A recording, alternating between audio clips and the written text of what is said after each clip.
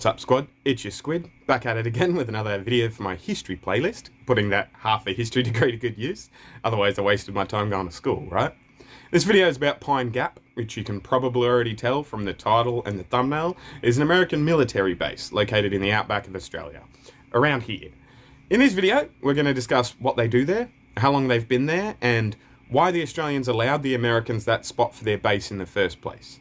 As with most videos in this history playlist, I will attempt to explain the context for how and why Pine Gap came to be, as well as their current role in our society, and then we can discuss the topic further in the comments section below if you disagree with me or want further information or have further information on any particular part of the topic. You know how YouTube works.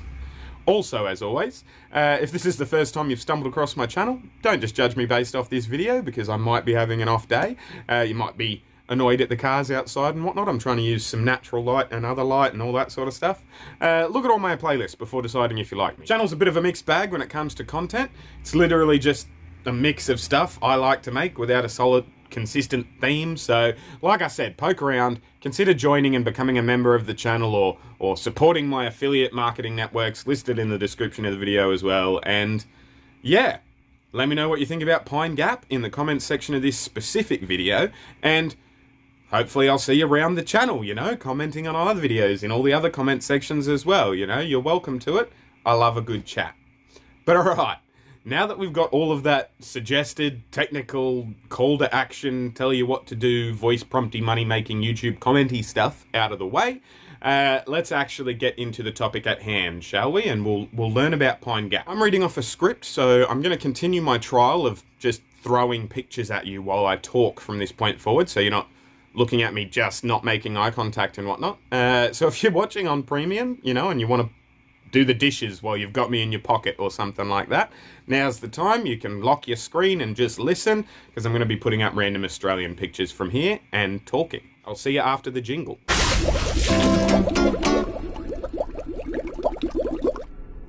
Thanks for clicking on the title or thumbnail of this video, guys. I feel honoured you've chosen to learn about this topic with me today.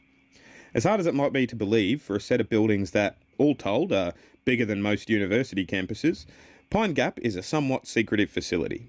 On face value, it's designed to support the national security of both the US and Australia, which is the official party line from both the American and the Australian governments. They claim the facility contributes to verifying arms control and disarmament agreements, as well as the monitoring of ongoing military developments. At best, though, that is an economical and bare-bones version of the truth. Not a lie per se, but certainly an omission of key pieces of information that would actually define their scope of work. In reality, Pine Gap has a far broader mission and a more powerful capability than the Australian or American governments have ever publicly acknowledged.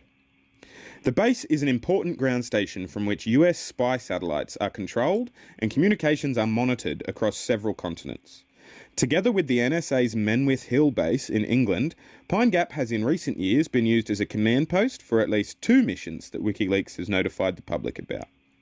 The first, named M7600, involved at least 2 spy satellites and was set in a secret document to provide continuous coverage of the majority of the Eurasian landmass and Africa. So, like, spying on most of the planet. Think what the NSA does to American citizens, just to everyone else as well this time. This initiative was later upgraded as part of a second mission, named M8300, which involved a 4-satellite constellation and covered the former Soviet Union, China, South Asia, East Asia, the Middle East, Eastern Europe, and territories in the Atlantic Ocean. So if you're following along and we combine that with the first mission, the spyware satellites pretty much cover the entire planet. The satellites are described as being geosynchronous, which means they're likely positioned high in orbit at more than 20,000 miles above the Earth's surface. They're equipped with powerful surveillance technology used to monitor wireless communications on the ground, such as those things sent and received by cell phones, radios, and satellite uplinks.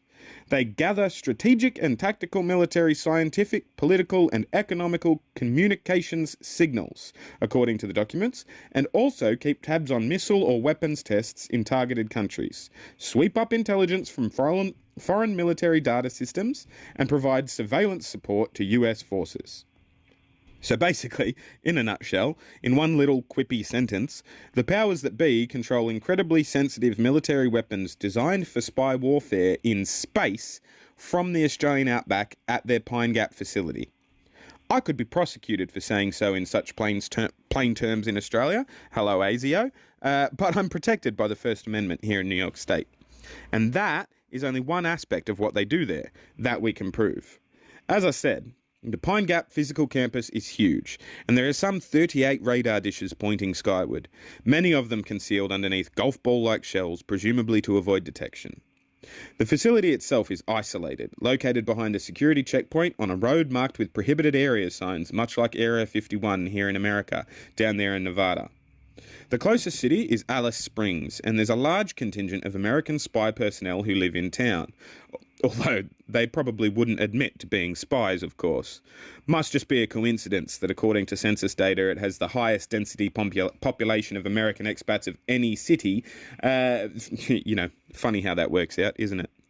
The base, which was built in the late 1960s, was once supposedly focused only on monitoring missile tests and other military-related activities in countries such as Russia, China, Pakistan, Japan, Korea, and India.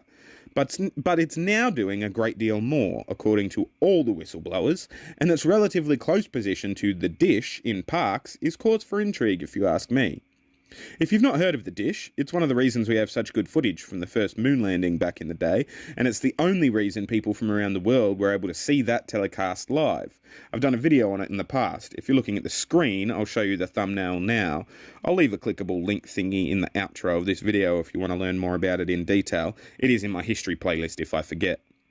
The Reader's Digest or Blinkist version of that story is that it's a fucking huge satellite dish in the middle of nowhere in the outback, and we humans used it to relay the live stream when the astronauts of Apollo 11 decided to land a couple of hours earlier than they had initially planned. It's a cool story. Go watch it after this one if you want. Leave a like and comment that I sent you from here. But anyway.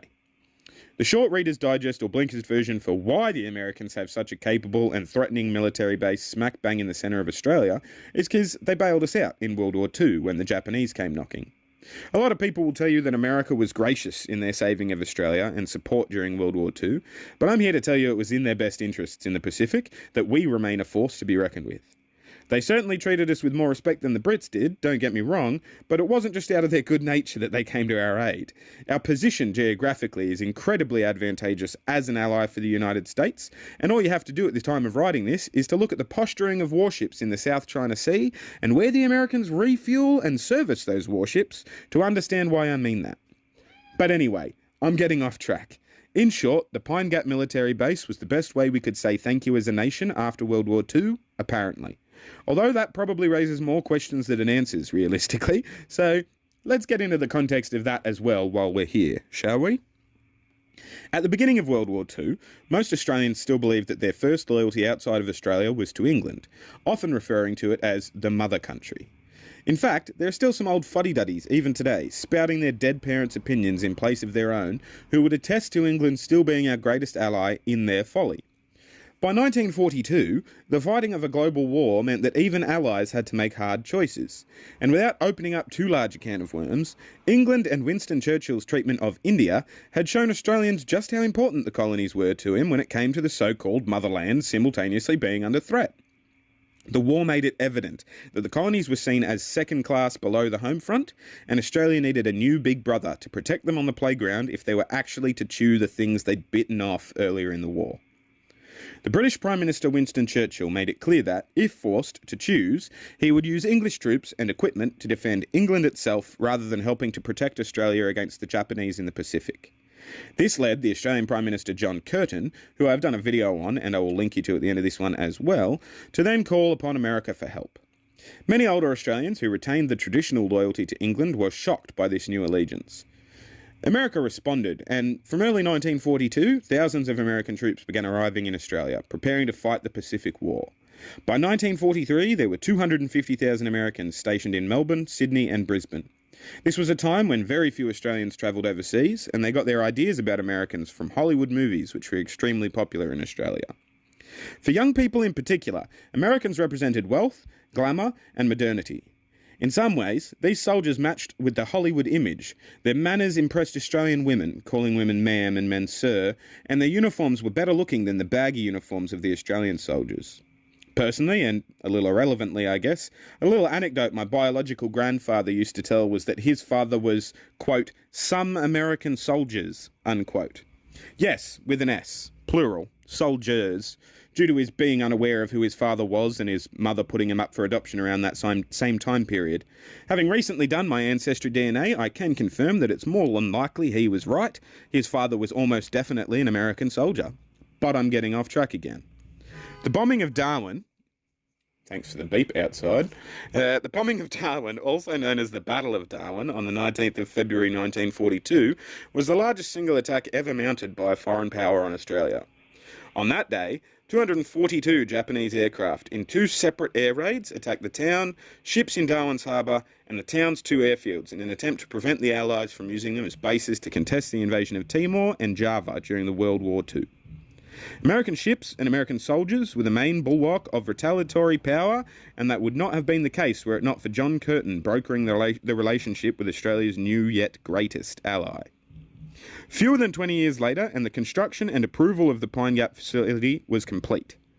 Since the end of the Cold War in 1991 and the rise of the War on Terror in 2001, the base has seen a refocusing away from a mere nuclear treaty monitoring and missile launch detection to become a vital warfighting base for the US military forces. The number of staff has increased from around 400 in the early 1980s to 600 in the early 1990s and then 800 at last count in 2017, the biggest expansion since the end of the Cold War. Information about the Pine Gap facility is scarce, and that we do have is always dated to the point of near irrelevance. I expect that's by design, and I'm going to leave it there for this video so you can decide for yourself if Pine Gap is like Area 51. This has been one of the more contentious scripts I've written, and I'm absolutely positive it flirts with the line when it comes to national security. So, to be absolutely clear, I'm definitely not suggesting anyone attempt to go to Pine Gap or fly their drones in the airspace or anything like that. In fact, it's probably best you end your research of the topic of Pine Gap right now with this video. If you do want to learn more, a link to the WikiLeaks file dump will be in the description though. This video is unlikely to be pushed by YouTube algorithms, so do me a solid if you're still listening at this point and like the video. Perhaps leave a comment and share the whole thing with a mate.